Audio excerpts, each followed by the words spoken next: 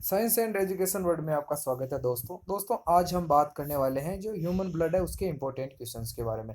दोस्तों मैंने इसका पार्ट फर्स्ट बनाया था जिसमें हमने 50 क्वेश्चन को मेंशन किया था। अब दोस्तों हम चलते हैं नेक्स्ट क्वेश्चंस पे जो कि बहुत इंपॉर्टेंट है, और यहाँ पे मैं अधिकतर जो ब्लड ग्रुप से रिलेटेड है उन क्वेश्चंस के बारे में आपको बताऊंगा।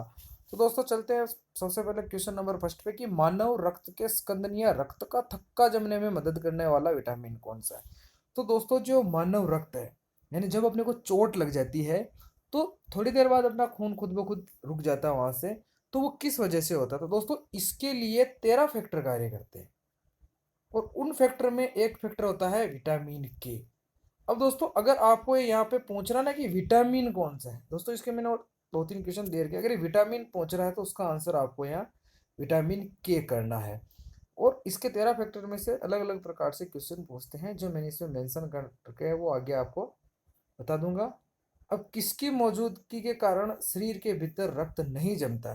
तो दोस्तों जो अपने बॉडी के अंदर अपने को पता है कि जो अपना जो ब्लड है वो सारे दिन उसके अंदर बहता रहता है, तो वो लेकिन वो जमता नहीं। जबकि चोट लगेगी और बाहर वो ब्लड निकलेगा तब वो जमेगा। लेकिन अपनी जो शरीर की जो सिराएं और धमनियां हैं, यानी जो अपने शरीर की जो वाहिनिकाएं हैं, उनके अंदर अपना जो ब्लड है उसकी क्लोटिंग नहीं हो रही। तो उसका रीजन क्या है? तो दोस्तों उसका रीजन एक केमिकल होता है जिसका नाम है हिपेरिन। उस वजह से वो अपने ब्लड के जितनी भी वाहिनिकाएं हैं उसके अंदर वो नहीं जमता है, उसकी क्लोटिंग नहीं होती है।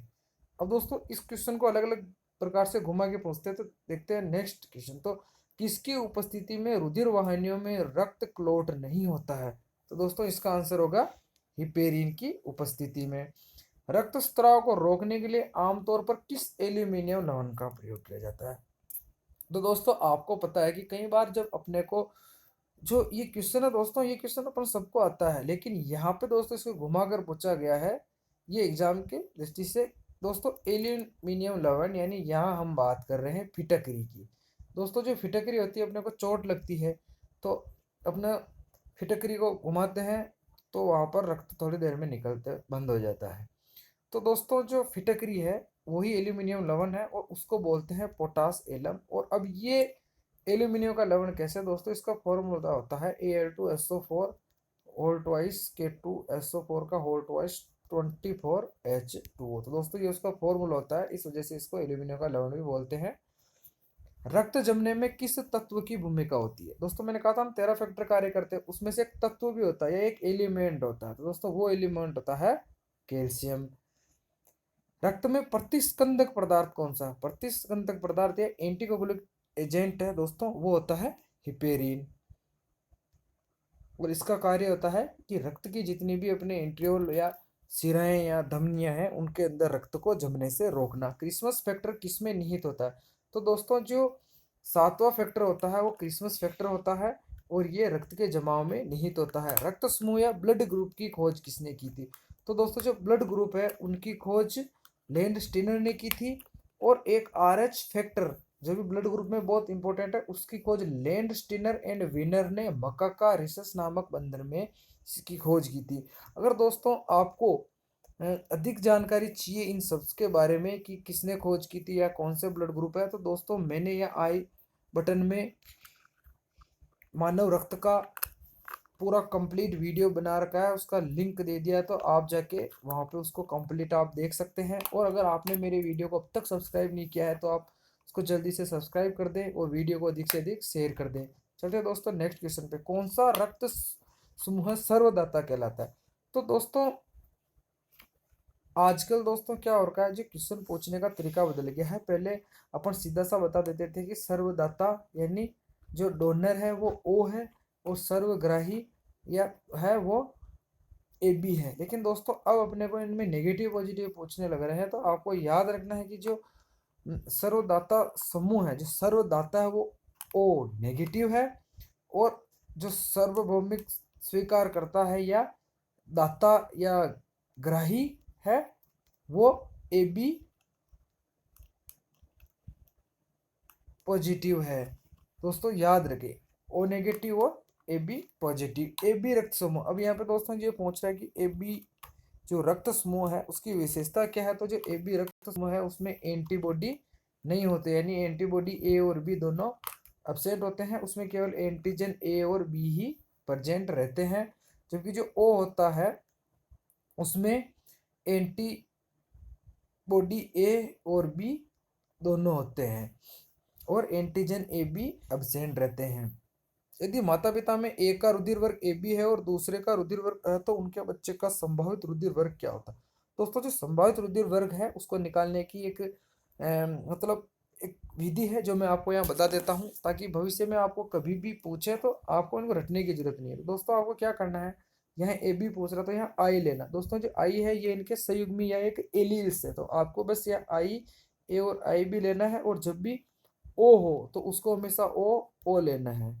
अब दोस्तों, क्या करना आपको है, उनको अब एक दूसरे से यहाँ इनको गुणा करना है, यानी पहले इसको इससे करेंगे, फिर इसको इससे करेंगे, फिर इसको वापस इससे और इसको इससे। तो यहाँ होगा आई और, यानी आई जीरो, आई ए आई जीरो और आई बी आई जीरो और आई जीरो, यानी कुल मिला के दोस्तों यहाँ ओ का कोई नहीं है, यहाँ ए और बी, यानी 50% तो ए वाले और 50% बी वाले, यानी इसका सही आंसर होगा ए या बी।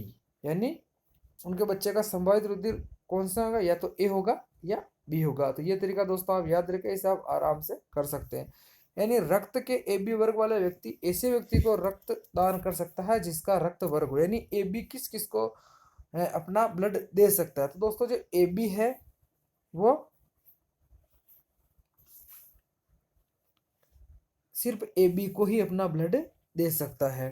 रुधिर वर्ग बी वाला व्यक्ति कौन कौन से रुधिर वर्गों को रक्त दे सकता है? जो बी वाला है दोस्तों उसमें होगा एंटीजन बी और एंटीबॉडी ए, यानी ये बी ए, यानी ये बी वाला और ए बी वाला दोनों को अपना ब्लड दे सकता है। ए बी रक्त वाले व्यक्ति को सार्वत्रिक आर्द्रता क्यों कहा जाता है? क्योंकि दोस्तों उनमें एंटीबॉडी ए और बी एब्सेंट रहते हैं।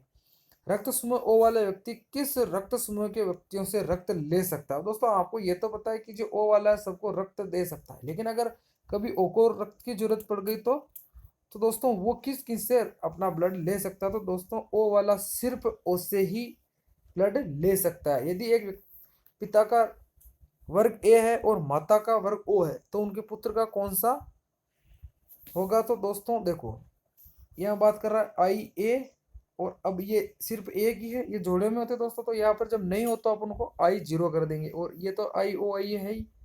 तो देखो ए इससे इससे हुआ, यानी तो आई ए आई जीरो, और बाकी दोस्तों होंगे आई ए और आई जीरो, यानी ओ और ए दोनों होंगे। अब यहाँ ऑप्शन में दोस्तों ना तो ए कहीं नहीं दे रखा, ओ दे रखा, तो यहाँ ऑप्शन को अपन ओ वाले को सही कर देंगे।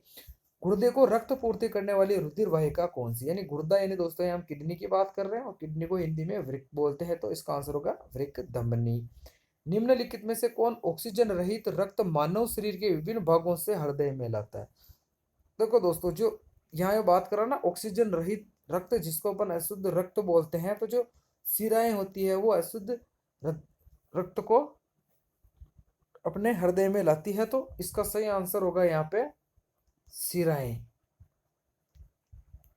निम्नलिखित में से किसकी सहायता से रक्त द्वारा ऑक्सीजन ले जाया जाता है? अब दोस्तों, अपने को पता है कि अपन बोलते हैं कि भी रक्त द्वारा ऑक्सीजन, तो दोस्तों होता है कि जो आरबीसी होती है उनमें हीमोग्लोबिन होता है। तो दोस्तों हीमोग्लोबिन का कार्य होता है कि जो अपन श्वसन द्वारा ऑक्सीजन लेते हैं उसको अपने शरीर की विभिन्न कोशिकाओं या अंगों तक पहुंचाना। तो जो ये लोहित कोशिकाएं हैं, क्योंकि हीमोग्लोबिन में दोस्तों आयरन होता है, आयरन को लोहा बोलते हैं, इसलिए इनको लोहित कोशिकाएं या आरबीसी बोलते हैं। इनका कार्य होता है कि अपना जो ऑक्सीजन है वो शरीर के विभिन्न अंगों और कोशिकाओं में पहुंचाना। निम्नलिखित में से वह रुधिर वाहिका कौन सी जो जिगर को ऑक्सीजन ले जाती है? यानी जो जिगर, यानी यहाँ बात कर रहे हैं लिवर की, लिवर यानी यकृत, तो यकृत जो धमनी होती है दोस्तों, वो धमनी ऑक्सीजनित रुधिर को ले जाए। दोस्तों ये ऑक्सीजनित रुधिर को बोल रहा है। अगर यहाँ पे क्वेश्चन होता कि जिगर से ऑक्सीजन रहित रुधिर को कौन ले जाती है, तो वो यकृत शिरा इसका सही आंसर होता। रक्त प्रवाह में हवा के बुलबुले का होना जीवन के लिए क्यों खतरनाक माना जाता है? दोस्तों आपको पता है, तो कई बार अपन ने सुना है कि अगर कोई अपने को मतलब केवल सिरिंज ही ऐसे इंजेक्शन लगाते तो अपनी मृत्यु हो जाएगी, या जो डॉक्टर्स होते हैं वो इंजेक्शन लगाने से पहले उसमें से कुछ जो मटेरियल वो बाहर निकाल देते हैं, यानी उसके अंदर वो हवा बिल्कुल भी नहीं रखते हैं। तो ऐसा क्यों?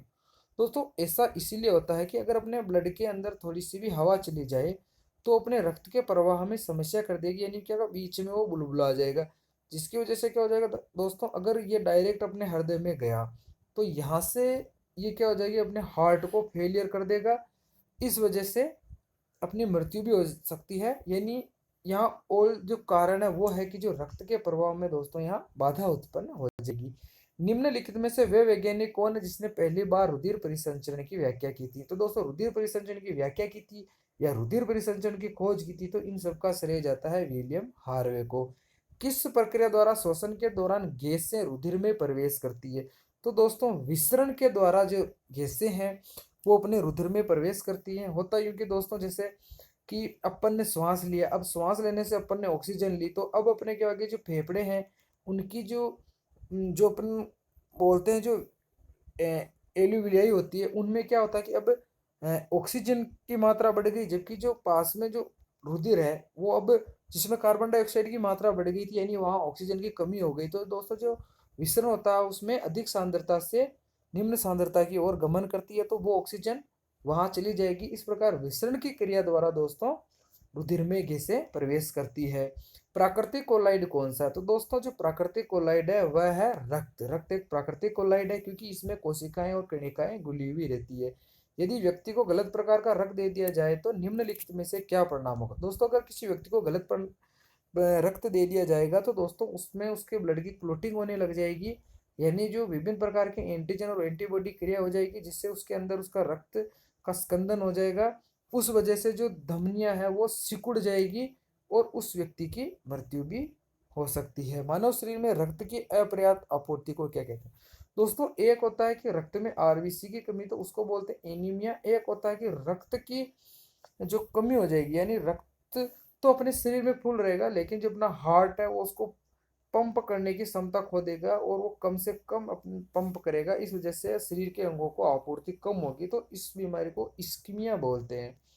यदि किसी व्यक्ति की रुधिर वाहिनिकाओं की त्रिज्या कम हो जाए तो उसका रक्तदाब क्या होगा? दोस्तों आपको पता है कि जितनी जैसे सकरी ट्यूब होगी और उसमें अपन किसी भी मटेरियल को गुजारेंगे तो वो क्या करेगा कि वहां से एक तो प्रेशर से निकलेगा और एक उनकी जो दीवारें हैं उन पे दाब को बढ़ाएगा। तो दोस्तों यहाँ पे जो सीधा सा आंसर है वो है कि जो रक्त दाब है या ब्लड प्रेशर है वो बढ़ेगा। किस कशेरुकों में ऑक्सीजनित और विऑक्सीजनित रुधिर मिल जाते हैं? दोस्तों यहाँ पे इसका आंसर होगा वो होगा एम्फीबियन या उभयचर, क्योंकि दोस्तों इनमें जो है क्या होता है, जो अपना हार्ट है वो थ्री चेम्बर ही होता है। इस वजह से लास्ट में वापस जाके जो ऑक्सीजनित और विऑक्सीजनित यानी जो शुद्ध और अशुद्ध रुधिर है वो वापस मिल जाते हैं। निम्नलिखित में से किसका सहसंबंध रक्तचाप से, यानी रक्तचाप ब्लड प्रेशर, इन इसका संबंध है जो अपने एड्रिनल या अधिवृक्क ग्रंथि है, क्योंकि दोस्तों जो एड्रिनलिन जो हार्मोन है वो अपने शरीर के ब्लड प्रेशर को कंट्रोल करता है। और जब भी कोई समस्या आती है जिसमें अपन घबरा जाते हैं और अपने हृदय की धड़कन बढ़ जाती है तो उसको कंट्रोल करने का कार्य भी ये करता है। रक्तदाब का नियंत्रण कौन करता है? तो रक्तदाब का कारण करता है अधिवृक्क या एड्रिनल ग्रंथि। कणिकाओं के बिना रक्त के तरल अंश को क्या कहते हैं? दोस्तों जो ब्लड है उसको ले थोड़ा और उसको किसी कांच की अगर अपन ट्यूब में रखेंगे तो थोड़ी देर बाद क्या होगा कि रक्त के नीचे कणिकाएं जम जाएगी और ऊपर एक हल्का पीले कलर का द्रव आ जाएगा, तो दोस्तों उस द्रव को प्लाज्मा बोलते हैं। अरक्तता किसकी कमी के कारण होती है? तो दोस्तों अरक्तता का कारण होता है दो वजह से, या तो वो विटामिन B12 की कमी से होगी या वो विटामिन B9 की वजह से होगी।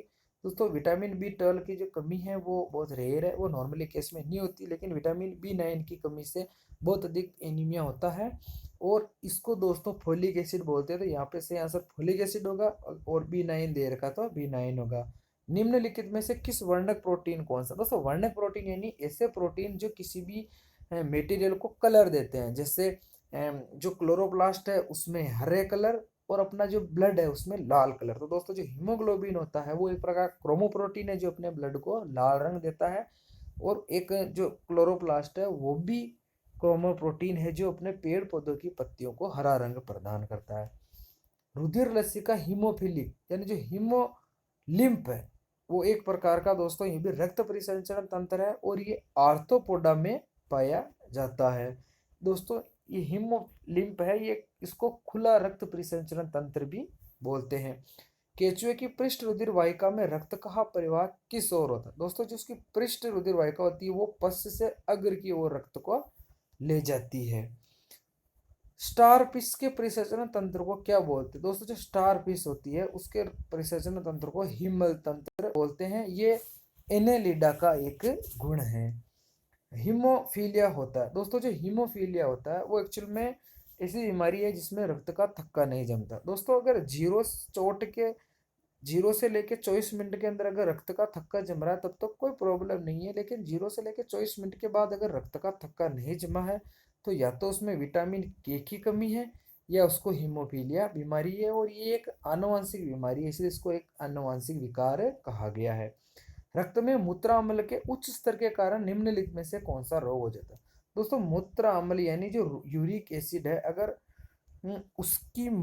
अगर उसकी रक्त में मात्रा बढ़ जाएगी तो वो दोस्तों अपने जोड़ों में जाके जमने लग जाएगा, जिसकी वजह से अपने को गाउट नाम का रोग हो जाएगा। यानी इसमें क्या होगा दोस्तों, जो जोड़ों की जो घूमने की क्षमता है वो कम हो जाएगी और वहां पे चट चट की आवाज आने लग जाएगी। निम्नलिखित में से कौन शीत रक्त वाला जानवर? दोस्तों दो प्रकार के जानवर होते हैं, शीत रक्त वाले और गर्म रक्त वाले। दोस्तों जिनका शरीर का टेम्परेचर वातावरण के अनुसार बदल रहा है वो शीत रक्त वाले कहला रहे हैं। इनको दोस्तों सर्दी गर्मी नहीं लगती है, लेकिन जिनका शरीर का वातावरण मतलब जिनके शरीर का टेम्परेचर वातावरण के अनुसार नहीं बदल रहा है वो गर्म रुधिर वाले कहलाते हैं। एविच और मेमेलियन, दोस्तों ये गर्म रुधिर वाले होते हैं, यानी पक्षी और मनुष्य, बंदर, चिंपैंजी, ये इनका शरीर का टेम्परेचर वातावरण के हिसाब से नहीं बदलता है। जबकि जो रेप्टिलिया या मैं कहूँ कि आर्थ्रोपोडा, मोलस्का, ये जो वर्ग वाले जितने भी जीव जंतु हैं इनका जो शरीर का टेम्परेचर है वो वातावरण के अनुसार बदल जाता है। अगर वातावरण में गर्मी है तो इनका शरीर भी गर्म रहेगा। तो दोस्तों यहाँ पे ऑप्शन में अपन देख लेते हैं, ये जो सांप है वो रेप्टिलिया का एक प्राणी है, यानी सांप शीत रुधिर वाला है। निम्नलिखित में से कौन एक गर्म रुधिर वाला जानवर है? तो दोस्तों इन ऑप्शन के हिसाब से अपन देखते हैं तो ये सब सारे रेप्टिलिया है, जबकि जो बंदर है दोस्तों वो मेमेलियन है। तो यहाँ पे इसका सही आंसर होगा बंदर। अब दोस्तों अगर आपको इस चैनल का जो वीडियो आपको पसंद आया है तो इसको अधिक से अधिक लाइक करें, इसको शेयर कर दें, और दोस्तों चैनल को सब्सक्राइब करना नहीं भूलें ताकि आपको ऐसे ही ज्ञानवर्धक वीडियो आगे मिलते रहें। तो थैंक यू दोस्तों।